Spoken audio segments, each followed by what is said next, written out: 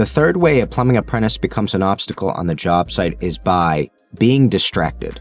Now, one of the largest distractions on a job site is usually a phone. Whenever you're on your phone and you're not paying attention to the surrounding area, it's very dangerous because there are inherent risks and inherent dangers to being on a job site. It is very different from working in an office space.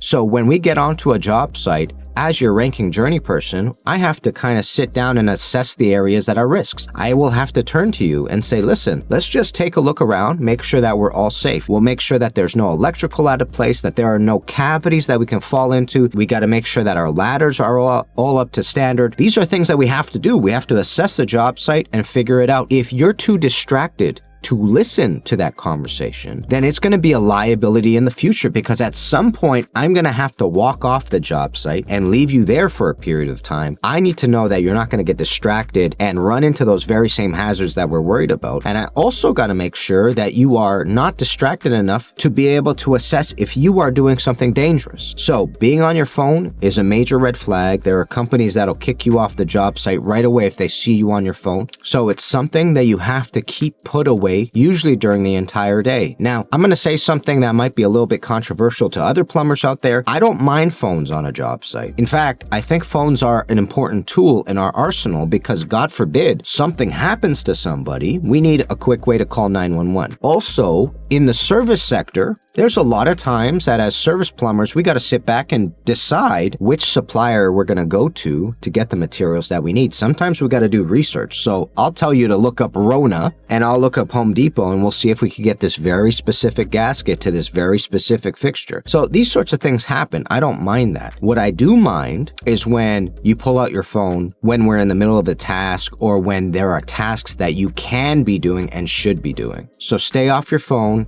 stay alert.